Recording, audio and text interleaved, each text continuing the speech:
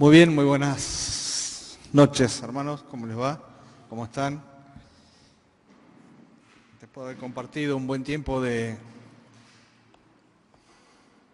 alabanza y de oración, damos gracias al Señor por nuestra reunión. Quisiera compartirles en esta oportunidad un tema que, después de leer algunos versículos y bucear un poquito, buscar un poquito más en la Escritura, la verdad que abre un panorama inmenso para desarrollar, pero bueno, no es la idea. Me lo abre para mí, y si abre para ustedes después, mucho mejor. Y es con relación al lugar que Dios nos da, que es la de ser testigos para Él. Muy a contramano del concepto que el mundo tiene cuando escucha la palabra testigo en relación o con relación a algún grupo religioso, ¿sí? Todos sabemos a qué nos referimos al decir esto. El grupo religioso conocido como los testigos de Jehová, quienes asumen que son los únicos que pueden denominarse de esta manera y como si fuera el punto más alto en su relación con Dios, ser testigo de Dios. Sin embargo, ser testigos de Dios y para Dios es nada más y nada menos que un punto más en la serie de relaciones las cuales hemos sido llamados y en las cuales hemos sido involucrados cuando recibimos la palabra y cuando aceptamos a Cristo como Salvador. Así que en las diferentes etapas de nuestras relaciones con Dios pasamos de ser criaturas o creación de Dios y por medio de la obra de Cristo en la cruz pasamos a esa relación de la cual ni Adán ni Eva pudieron disfrutar jamás, que es la de ser hijos de Dios. En ese sentido, nosotros tenemos ese punto alto en nuestra relación con Dios que nuestros primeros padres no alcanzaron, pero nosotros sí hemos alcanzado ser hijos e hijas de Dios. Luego el Señor va desarrollando a la vez diferentes instancias en nuestra relación con Él. Él dice que hemos sido llamados a ser siervos, ¿sí? Recuerdan las diferentes lecciones que tuvimos el año pasado, de lo que Osvaldo nos compartía acerca de lo que significaba ser un siervo de Dios. Luego el mismo Señor habla acerca de sus discípulos y los lleva a otro nivel en la relación. Y es cuando Él dice que ya no os llamaré siervos, o únicamente, o exclusivamente siervos. Esa es la idea de la frase. Dice, porque el siervo no sabe lo que quiere o anhela su Señor, sino que a partir de ahora yo los voy a llamar amigos, y los pone en otra instancia a los discípulos. No es que dejan de ser siervos, sino que los sube, podemos decir, un escalón más en la relación o en el conocimiento de nuestra relación con Dios. Ninguno de estos puntos van desestimando el anterior, sino que lo complementan. Es decir, yo no desestimo el hecho de ser creación de Dios, no desestimo el hecho de ser hijo de Dios, no desestimamos el hecho de ser siervos de Dios, mucho menos uno desestima el hecho de ser amigo de Dios. El mismo Señor después, en la carta a los Hebreos, se nos dice y se nos explica que el Señor Jesucristo, Él, desde su lugar, dice que no se avergüenza de llamarnos a nosotros como hermanos. Él no se avergüenza de llamarnos hermanos.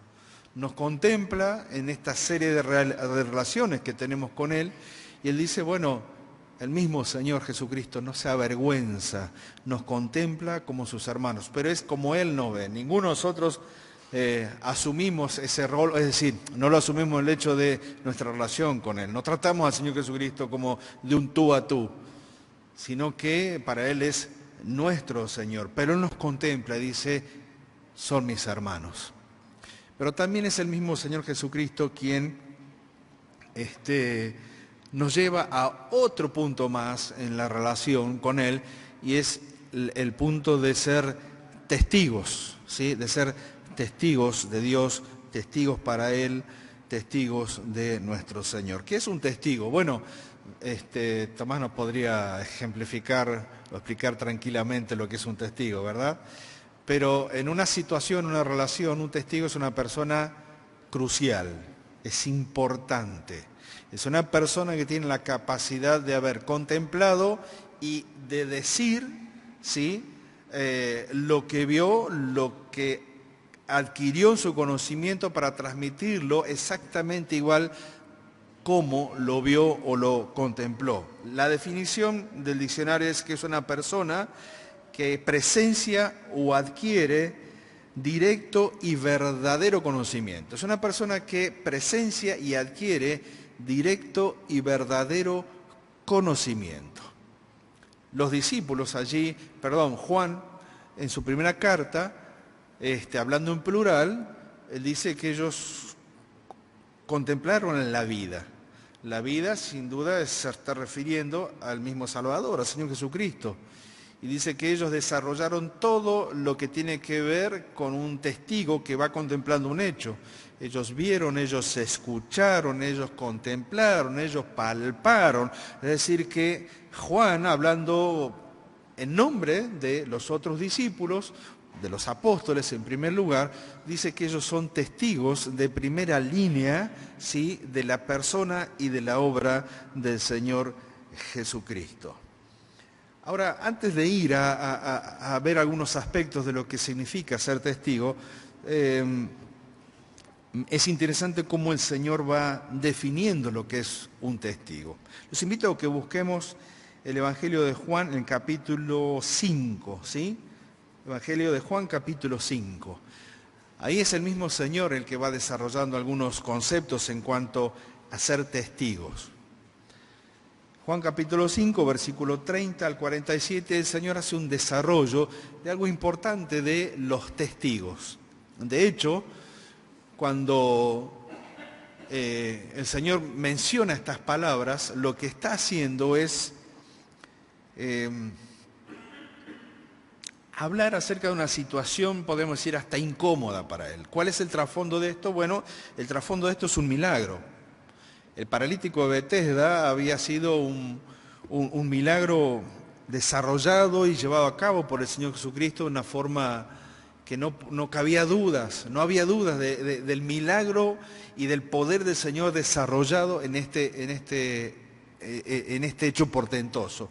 Un hombre que después de muchos años de haberlo intentado muchas veces, este hombre paralítico dice que yacía en medio de una multitud de enfermos, ciegos, cojos y paralíticos, esperaban el movimiento del agua porque decía que de tanto en tanto un ángel descendía, se producía el movimiento y las personas iban rápidamente, con la velocidad que pudieran tener, para poder llegar hasta el agua y alcanzar la sanidad. Dice el pasaje de 5, por ejemplo, Evangelio de Juan capítulo 5, versículo 5, dice que había allí un hombre que hacía 38 años que estaba enfermo. No sé si tenía 38 años de edad y estaba enfermo por nacimiento, o había adquirido su incapacidad y hacía 38 años que estaba padeciendo esto.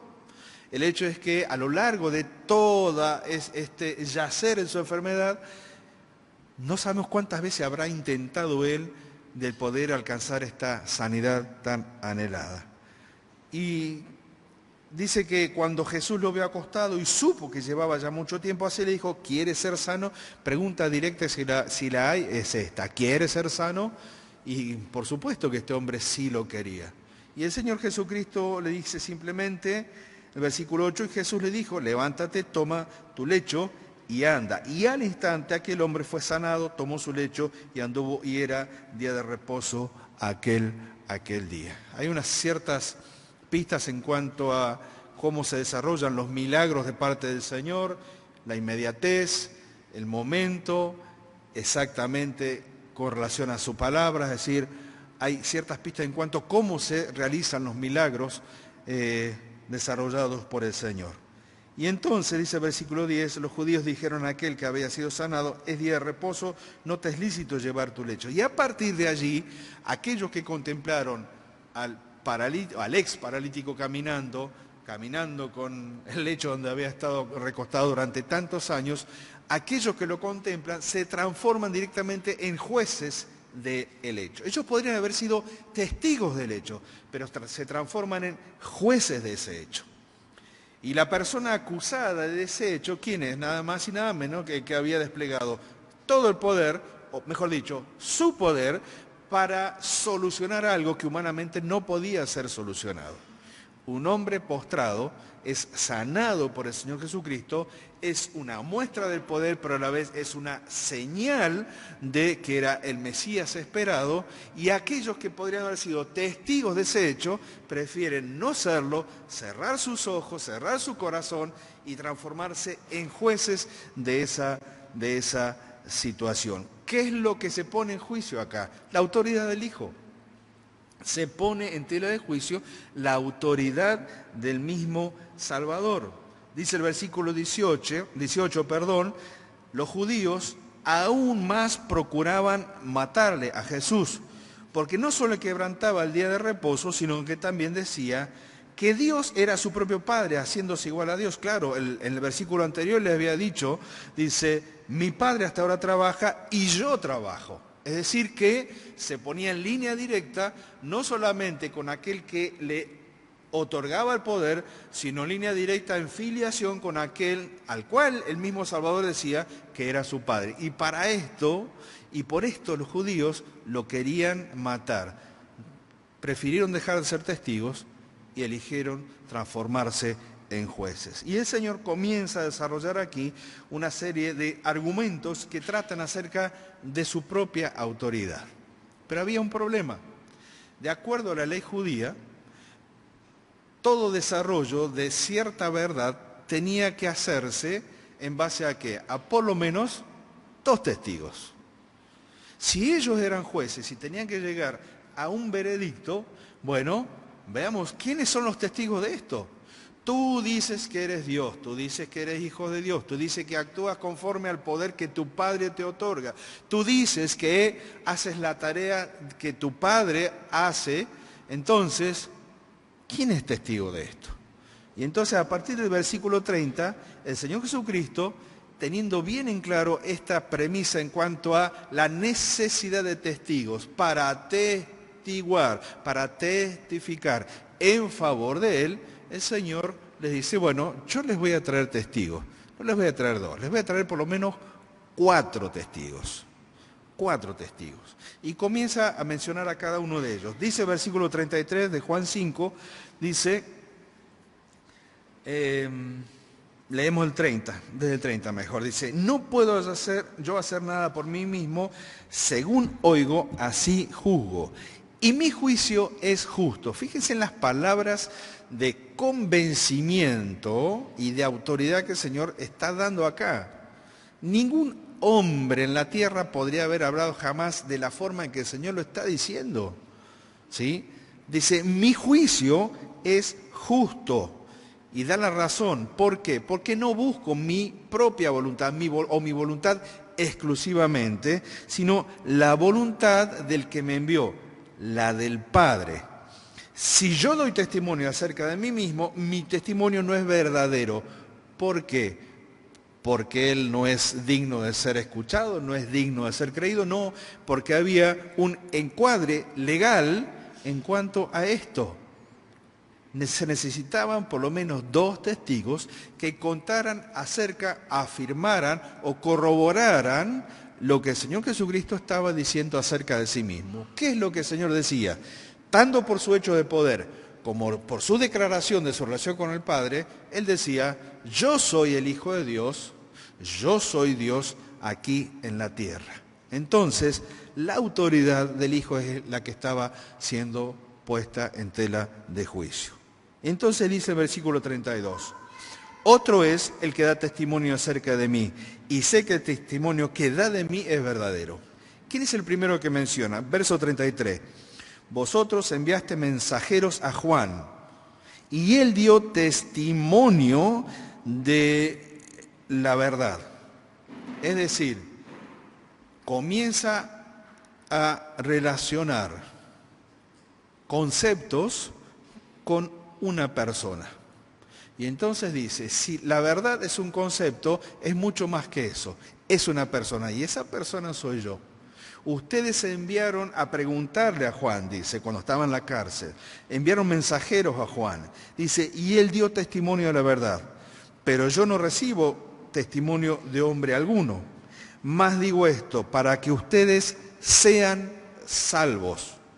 Para que ustedes sean salvos. El Señor no desestimaba la posibilidad de que aquellos que se levantaban como jueces pudiesen, en base al testimonio de Juan el Bautista, llegar a la verdad y ser salvos. Dice, él era antorcha que ardía y alumbraba, y ustedes quisieron regocijarse por un tiempo en su luz. Todos recordamos que cuando Juan el Bautista, primo del Señor Jesucristo, creo que 6 meses mayor que él, comienza su trabajo, su testimonio, lo hace como el que abriría el camino del que tenía que venir después. Juan el Bautista era el precursor de aquel que vendría después. Y es interesante porque la palabra precursor no solamente indica aquel que comienza a marcar el camino o el curso, sino que la idea es, no sé si vieron alguna vez personalmente o algún documental o película, esos pequeños barquitos que van tirando un transatlántico inmenso y uno dice, ¿cómo puede ser que lo tire? Bueno, es una cuestión de física, de inercia. Una vez que comenzó el movimiento ya no se detiene y lo va llevando. Es el precursor, es el que va marcando el rumbo para llevar inmenso buque, inmenso barco y llevarlo a puerto y que pueda llegar no con la fuerza del motor del buque, sino con la fuerza del que va tirando. Esa es la idea del precursor. Esa es la idea. Juan el Bautista fue el precursor. Detrás de él había una inmensa persona, una inmensa figura. Era el Señor Jesucristo, era el Mesías esperado, era el Dios aquí en la tierra. Y él comenzó a marcar el camino y el Señor Jesucristo lo único que hizo fue seguirlo. Porque Juan sabía hasta dónde debía llegar en su testimonio acerca de la persona de Cristo, precursor de Cristo. Dice, él era antorcha que ardía y alumbraba, y vosotros quisiste regocijaros por un tiempo en su luz. Es verdad, Juan tuvo una gran cantidad de seguidores, una gran cantidad de discípulos, pero él dice, yo no soy, es él. Y Juan siempre señaló a la persona del Salvador. Siempre, aunque tuvo sus preguntas, aunque habrá tenido su momento de dudas, aunque manda a preguntar con los discípulos a Juan, ¿eres tú? Y el Señor le dice, mira las señales, y Juan debe haber fallecido con una sonrisa en su rostro, sabiendo que su tarea no había sido en vano y que él como testigo había cumplido hasta al pie de la letra la tarea para la cual había venido a este mundo. Dice, verso 36, pero yo tengo mayor testimonio que el de Juan, porque Juan hizo una obra establecida por el Padre en relación conmigo. Dice, pero las obras que el Padre me dio para hacer, las mismas obras que yo hago dan testimonio de mí, que el Padre me ha enviado. ¿Sí? Este es el segundo testigo. Las obras que él hace, el testimonio del Padre. El Señor Jesucristo, mi Padre trabaja, dijo, mi Padre trabaja, yo también trabajo. Las obras que él hacía daban testimonio, ya no era solamente Juan el Bautista, ahora su trabajo, su tarea, el despliegue del poder, el despliegue de las señales como Mesías, estaban mostrando, eran testigos de qué persona era él. Ellas, las mismas obras que yo hago, dan testimonio de mí que el Padre me ha enviado. Con estos 2 testigos hubiese alcanzado. Si el encuadre legal decía con 2 testigos basta, y aquellos que ponían en tela de juicio el que ponían en tela de juicio la autoridad de Cristo, el Señor ya les había presentado 2, Juan el Bautista y las obras que él hacía. Y sin embargo dice, versículo 37, tercer testigo. También el Padre que me envió ha dado testimonio de mí. Nunca oyeron su voz, ni han visto su aspecto, ni tienen su palabra morando en ustedes, porque a quien Él envió, ustedes no le creen. Tercer testigo, el mismo Padre. Y van creciendo, porque comienza desde un ser humano y va creciendo con relación a Dios. Primero era un hombre, Juan el Bautista, después eran hechos, la obra que el Señor hacía, pero ahora es el mismo Padre, es Dios el que lo presenta como testigo. ¿Cuándo ocurrió esto? ¿Cuándo? Este es mi Hijo amado, en el cual tengo complacencia. El día del bautismo del Señor Jesucristo, en manos de Juan el Bautista en el río del Jordán, los cielos se abrieron, el Espíritu Santo desciende en persona, como una paloma, y allí prefigurada o presentada la Trinidad, Dios el Padre hablando, el Espíritu Santo presente, Cristo siendo bautizado, se escucha aquella voz que dice, este es mi Hijo amado en el cual tengo complacencia. Y cuando les dice que no habéis oído su voz, ni habéis visto su aspecto, lo que está diciendo es que hubo una voz audible y hubo una personificación observable como fue la paloma, y ustedes decidieron cerrar sus ojos. Decidieron no ser testigos de este hecho. El Señor Jesucristo lo que le está reclamando es que cambiaron la posición y la posibilidad de ser testigos a ser jueces.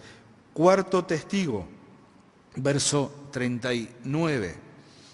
Escudriñad las Escrituras, porque a ustedes os parece que en ellas tenéis la vida eterna. Esta frase es interesante, les parece, es decir, que no hay una convicción.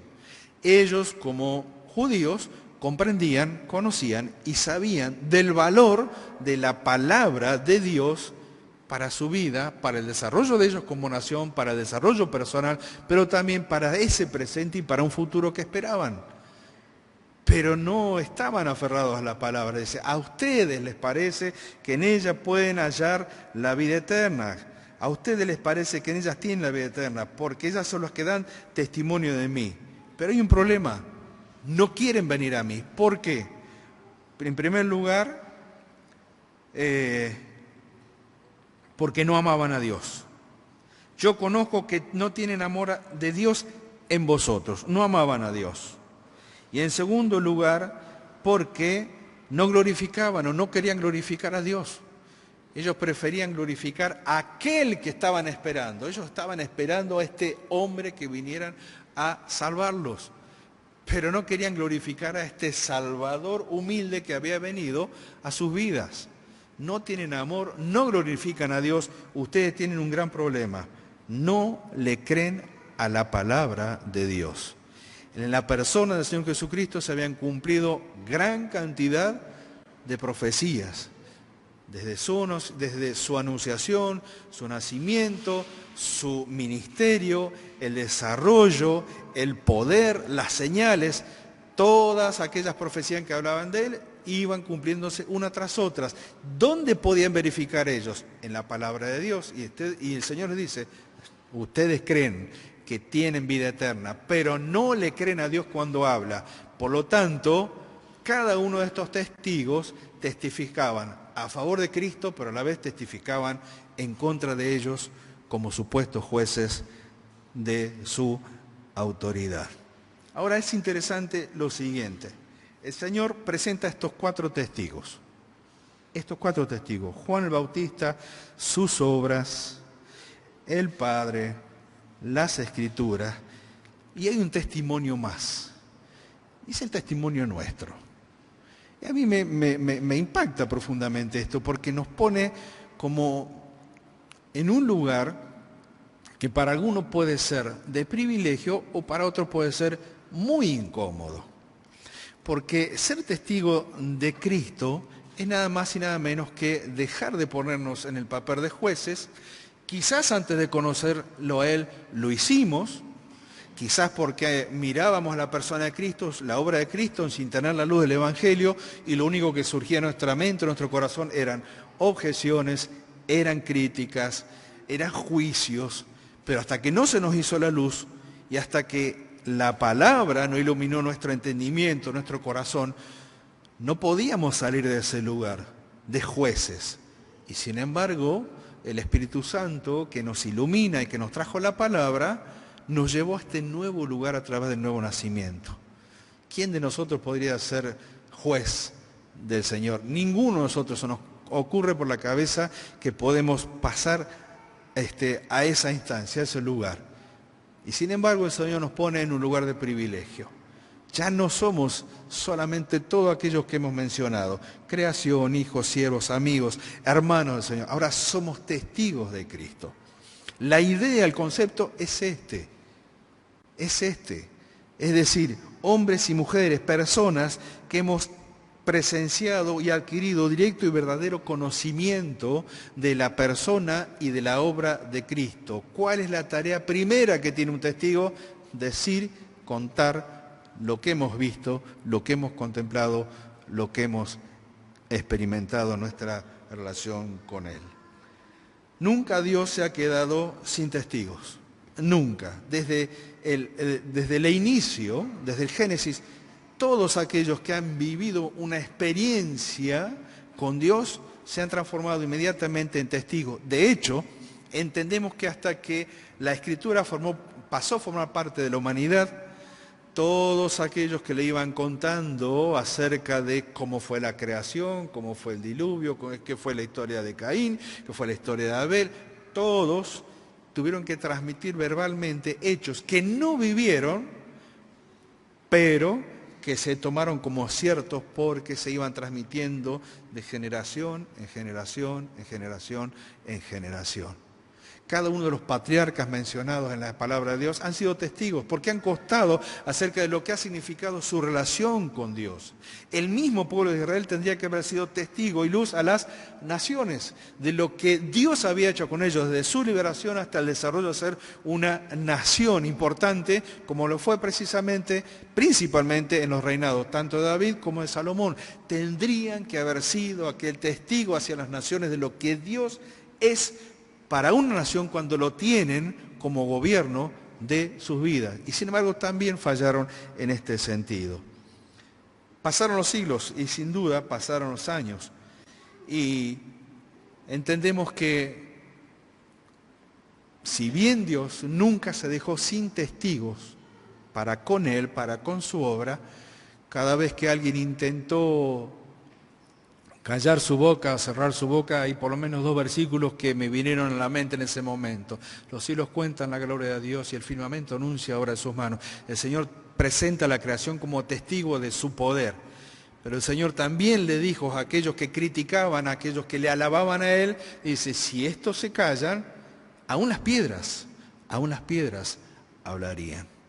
Por lo tanto, cada uno de nosotros tenemos este privilegio. La palabra nos compara a nosotros como piedras vivas de un edificio que se va construyendo día a día con todos aquellos que se incorporan a la obra de Dios, a la iglesia de Cristo todos los días hasta que el Señor nos venga a buscar. Y en ese sentido somos piedras que hablamos, somos piedras que damos testimonio acerca de Él. En Hechos 1:8 el Señor, vamos hacia allá rápidamente, en Hechos capítulo 1 versículo 8, un pasaje muy conocido, el Señor no solamente le dice esto en virtud de el nuevo alcance de su relación con ellos, sino que también lo pone como una vara alta.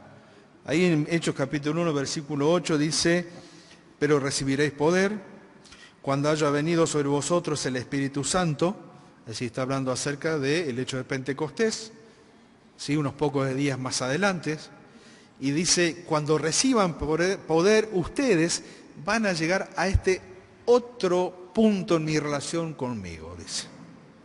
Van a llegar a este otro punto.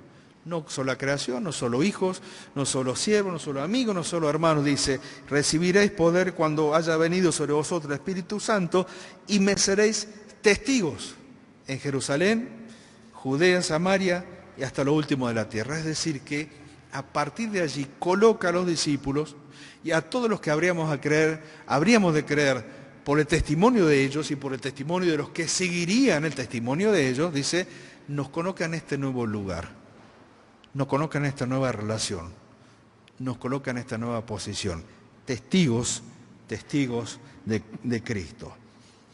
Me seréis testigo en Jerusalén, en toda Judea, en Samaria y hasta lo último de la tierra. Fue necesario que los primeros discípulos y los primeros seguidores del Señor Jesucristo contaran acerca del Salvador. Ellos fueron testigos directos de las sanidades y milagros de Jesús.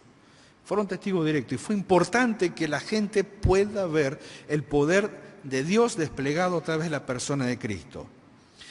Pero fueron también testigos de su padecimiento.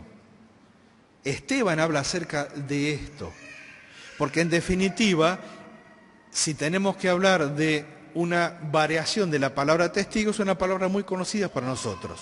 Es mártir, es mártir. Martureo es la palabra en griego acerca de testigo. Y mártir deriva precisamente, el mártir es un testigo. El mártir es aquel que ha contemplado y no solamente vive, sino que principalmente muere. ¿Se acuerdan la definición de Osvaldo de la semana pasada acerca de convicciones y creencias? Por las creencias uno puede vivir, pero por las convicciones uno puede morir. Esteban, el primer mártir registrado en el Nuevo Testamento, que muere por causa de su relación con Cristo. El primer mártir dio testimonio y hace un repaso histórico maravilloso de las Escrituras hasta llegar a la persona de Cristo. Y este hombre, antes de morir, tiene la posibilidad de abrir sus ojos y en un éxtasis seguramente y una visión abierta por Dios para que él pueda contemplar aquello que lo sostenía aún en la hora de la muerte, dice, veo los cielos abiertos y al Hijo del Hombre sentado a la diestra de Dios, a la diestra del Padre. Es decir que el martirio es una posibilidad para cualquier testigo. Es una posibilidad y depende sin duda de Dios.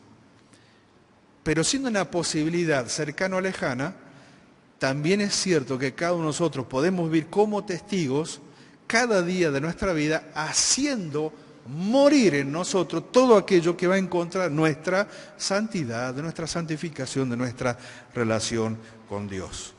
Aquellos testigos del padecimiento de Cristo son los que después pudieron contar posteriormente lo que significó haber contemplado a Cristo muriendo en la cruz. Pedro lo dice de esta manera: nosotros fuimos testigos de este padecimiento. Nosotros fuimos testigos de este padecimiento. Hechos capítulo 2, versículo 22 dice lo siguiente: varones israelitas, escuchen estas palabras. Jesús Nazareno, varón aprobado por Dios entre vosotros con las maravillas. ¿Qué es lo que está haciendo Pedro acá? Se está parando como testigo presencial de primera mano de la persona que ellos habían negado durante todo el tiempo en que el Señor estuvo aquí en la tierra. Y Pedro, como judío, le habla a sus paisanos y les dice: varones israelitas, escuchen estas palabras. Jesús Nazareno, varón aprobado por Dios entre vosotros con maravillas, prodigios y señales que Dios hizo entre vosotros por medio de él, como vosotros mismos sabéis. Y acá es interesante porque Pedro está tomando dos de los testigos que el Señor había mencionado. ¿Quiénes? Las obras y el Padre. Las obras y el Padre. A este, entregado por el determinado consejo y anticipado conocimiento de Dios, prendisteis, matasteis por mano de inicuos, crucificándoles, al cual Dios levantó suelto los dolores de la muerte, por cuanto era imposible que fuese retenida por ella. Varones hermanos, verso 29, se os puede decir libremente del patriarca David, que murió y fue sepultado, y su sepulcro está con nosotros hasta el día de hoy. Pasamos al versículo 32. A este Jesús resucitó Dios, de lo cual todos nosotros somos testigos. Todos nosotros somos testigos. Verso 36. Sepa pues ciertísimamente toda la casa de Israel que a este Jesús, a quien vosotros crucificasteis, Dios le ha hecho Señor y Cristo. Es decir, el discurso de Pedro es un discurso maravilloso de lo que un testigo puede hacer cuando habla con valentía, sin miedo, con la verdad y enfocándose solo y exclusivamente ¿en quién? En la persona de Cristo. En la persona de Cristo. Mira, hermanos, cada vez que nosotros tenemos que contarle a otro acerca del Salvador, tendríamos que tomar un poquito de la valentía de Pedro. Yo sé que a algunos nos cuesta más, a otros les cuesta menos hablarle a otros acerca del Salvador. pero también es nuestra tarea. También es nuestra tarea. Nuestra tarea es contarles a otros. Pedro tuvo la posibilidad de, con total denuedo, guiado, inspirado por el Espíritu Santo, abrir su boca y hablar, y aquel hombre que parecía un hombre del vulgo y de pocas letras hace un desarrollo maravilloso de lo que era la persona y las escrituras relacionadas con la persona de Cristo. Y va intercambiando argumentos, y va intercambiando la palabra de Dios, y va buscando el desarrollo de la palabra de Dios en el cumplimiento de Cristo, y les dice, todo lo que ustedes vieron es lo que nosotros vimos antes, y ustedes están viendo el cumplimiento de la Escritura. Nosotros hemos sido testigos de todas estas cosas, de sus padecimientos, de su muerte, de su resurrección, de su señorío. Testigos de su padecimiento. Y es cierto, quizás no, seguramente nosotros no estuvimos en el hecho de la muerte de Cristo en la cruz. No estuvimos allí presencialmente. Pero la palabra de Dios nos pone a nosotros en un lugar de privilegio. No estuve, pero le creo, hago algo que el pueblo de Israel no quiso hacer con el Señor. Ustedes saben que pueden encontrar la vida eterna, pero tienen un problema, les dijo el Señor allí en Juan 5. Ustedes no le creen a Dios. Nosotros estamos en un lugar de privilegio. Por la guía del Espíritu Santo y por la iluminación del Espíritu Santo, creemos y entendemos que la palabra que leemos, la Biblia, es la palabra de Dios.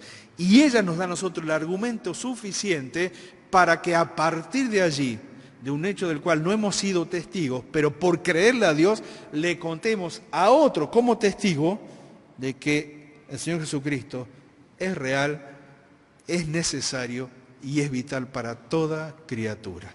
Cuando le hablamos a otro acerca de Cristo, lo hacemos desde este lugar. Somos testigos de Él. Ni qué hablar cuando tenemos que hablar acerca de la resurrección. Cada uno de nosotros, como iglesia, somos testigos de la salvación en Cristo. 2 Corintios capítulo 3, versículo 2, rápidamente se los leo, dice lo siguiente.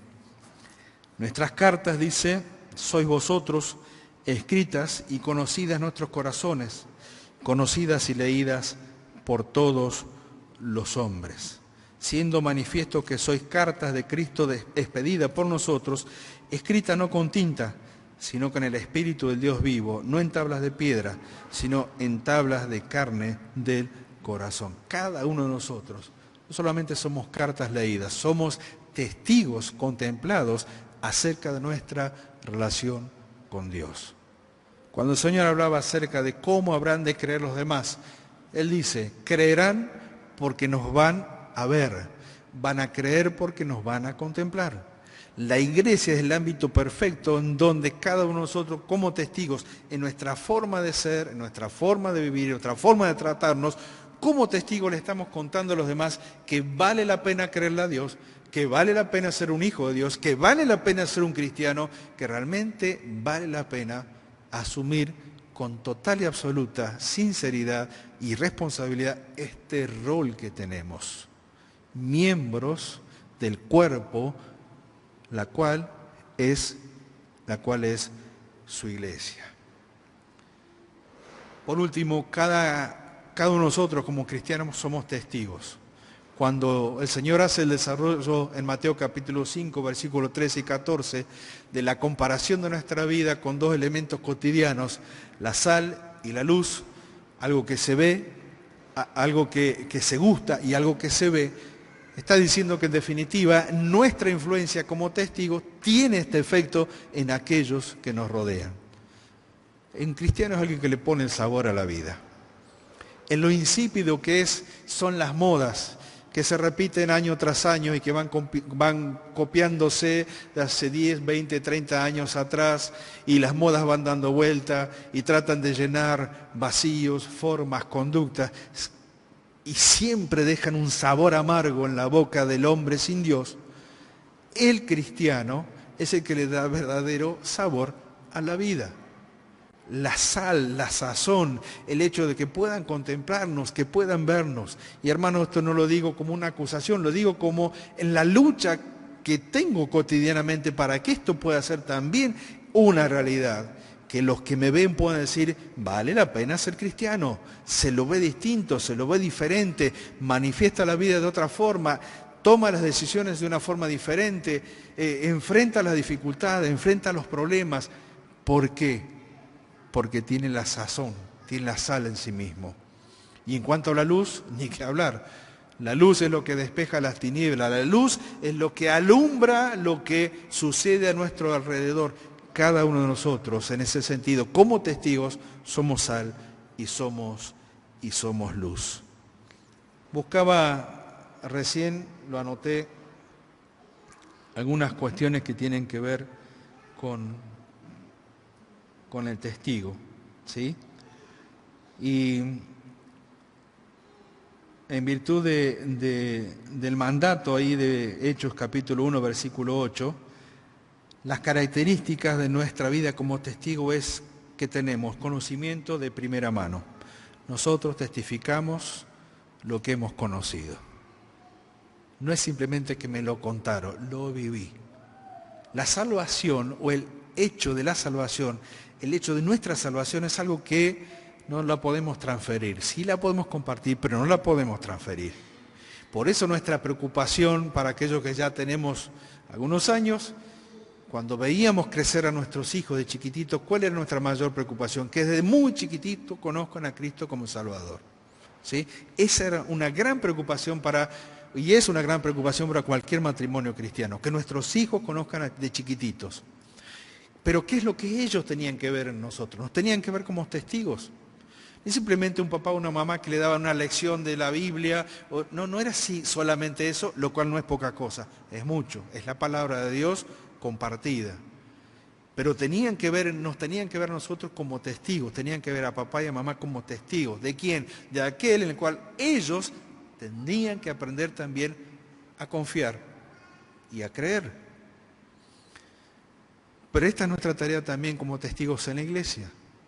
Cada maestro o maestra de escuela dominical, cada uno de aquellos que tenemos la responsabilidad de impartir y compartir la palabra de Dios, estamos haciendo exactamente lo mismo.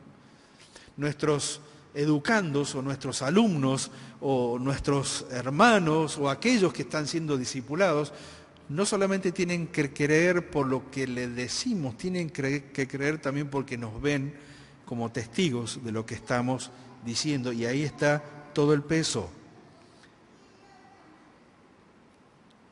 Somos llamados a ser testigos de Cristo. ¿Saben una cosa? Cuando uno va al libro de Hebreos y hace allí en el capítulo 11 el desarrollo de la galería de los héroes de la fe, nos hace a todos nosotros, siglos después, o aquellos creyentes que leyeron aquella carta en su momento, pero para nosotros hoy también, nos dice que teniendo en derredor a tal grande nube de testigos. ¿Testigos nuestros? No nos miran a nosotros. Fueron testigos de Cristo. Nosotros, en la distancia de los años y de los siglos, miramos hacia atrás y vemos la manera en que ellos se comportaron cuando ellos miraron a Cristo. Cuando ellos le creyeron a Dios, cuando ellos creyeron la palabra. Nosotros hoy podemos mirar hacia atrás en los años y ver esa gran nube de testigos, testigos de Dios, testigos de Cristo, que creyeron, y aún muchos de ellos creyeron en el desarrollo que hace ahí en los héroes de la fe, creyeron sin haber visto completada la promesa que para nosotros, hoy después de este lado de la historia, sí lo podemos ver. Y sin embargo, creyeron y dieron testimonio de esa fe. Para nosotros hoy es distinto.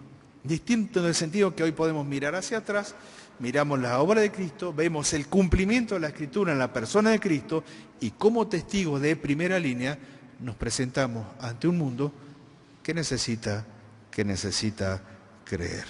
Hermanos, cuando les decía que mientras iba leyendo estos pasajes se me disparaban un montón de variantes en cuanto al tema, sí, hay muchas cosas más que podríamos decir.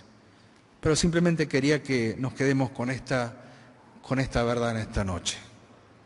Señor, Dios nunca se quedó sin testigos. Nunca, nunca. Es más, cuando la iglesia no esté aquí en la tierra, se desarrollen los juicios para esta tierra, dice que el Señor seguirá llamando testigos. 2 testigos importantes que aparecerán del Antiguo Testamento para decirles, para contarles, para hablarles acerca de todo el juicio que va a caer de parte de Dios. Y el mismo Señor Jesucristo, a su vez, es definido como el testigo fiel y verdadero. Queridos hermanos, que podamos asumir este rol en nuestra relación con Dios. No solamente creación, no solamente hijos, no solamente siervos, no solamente hermanos, no solamente amigos. También somos llamados a ser testigos de nuestro Salvador. Que el Señor bendiga su palabra.